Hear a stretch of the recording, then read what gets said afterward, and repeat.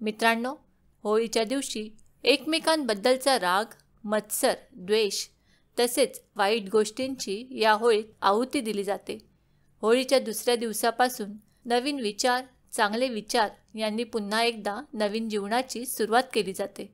मित्रांनो, जसे प्रत्येक सणाची एक कथा असते, तसेच होळी साजरी करण्यामागे देखील एक प्राचीन इतिहास आहे.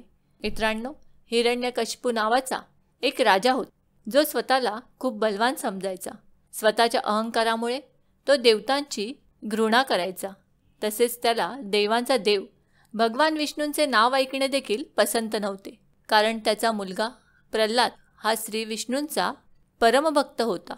सतत त्याचेच नामस्मरण प्रल्हाद करत असे आणि त्यांचेच गुणगान गात असे. हे हिरण्यकशिपूला अजिबात आवडत नसे. त्याने आपल्या मुलाला म्हणजेच प्रल्हादाला समजावण्याचा तसेच घाबरवण्याचा खूप प्रयत्न केला, परंतु भक्त प्रल्हादावर त्याचा काहीही परिणाम झाला नाही आणि हे हिरण्यकशिपूला अजिबात पसंत नव्हते. तो वेगवेगळ्या प्रकारे त्याला घाबरवण्याचा प्रयत्न करत असे, जेणेकरून पुत्र प्रल्हाद भगवान विष्णूची उपासना करणे सोडून देईल. परंतु भक्त प्रल्हाद त्यांना न डगमगता त्याच्या भगवान विष्णूच्या भक्तीत लीन होत असे. या सगळ्याला कंटाळून राजाने एक योजना बनवली आणि त्यानुसार आपली बहीण होलिका, जिला वरदान मिळाले होते की ती आगीवर विजय प्राप्त करू शकते, तसेच कोणतीही आग तिला जाळू शकत नाही, अशा होलिकेला राजाने भक्त प्रल्हादला घेऊन अग्नीच्या चितेवर बसण्यास सांगितले.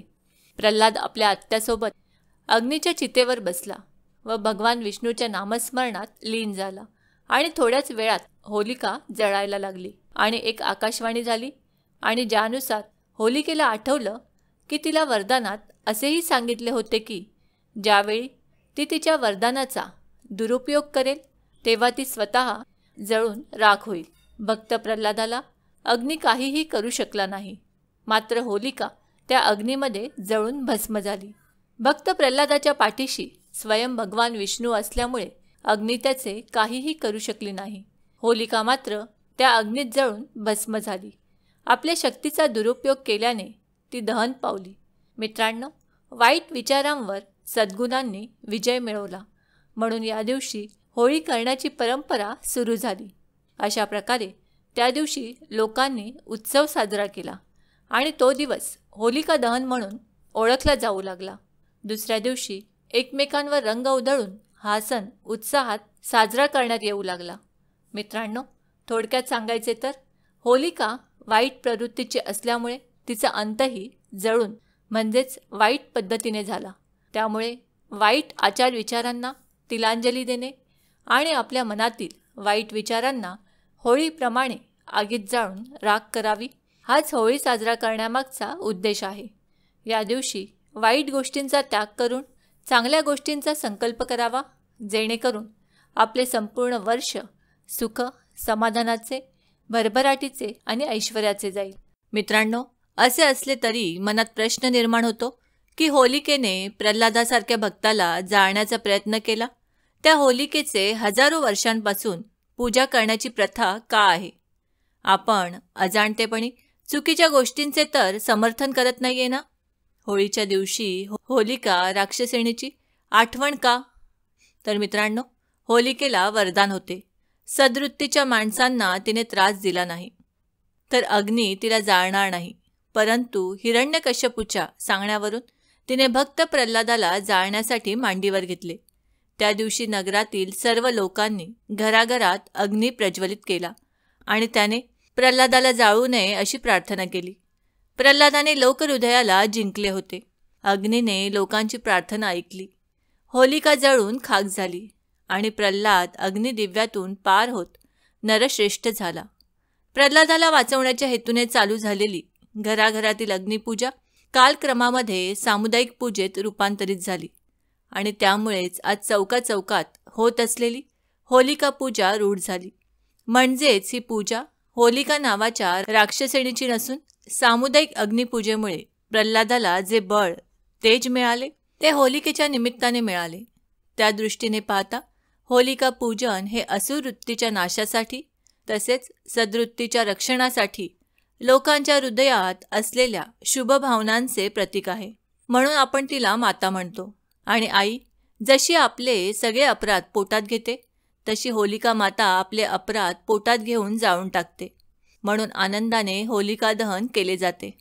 होलिका दहनामुळे खुश झालेल्या लोकांनी उत्सव साजरा केला. आनंदाच्या वातावरणाने रंगीत बनलेले लोक एकमेकांवर रंग गुलाल उडवू लागली. शिवाय काहींनी धूळ उडवायला सुरुवात केली आणि त्यामुळे धूळवड निर्माण झाली. आकाशातील रंग आणि धर्तीवरील धूळ यांचे या उत्सवात मिलन झाले आहे.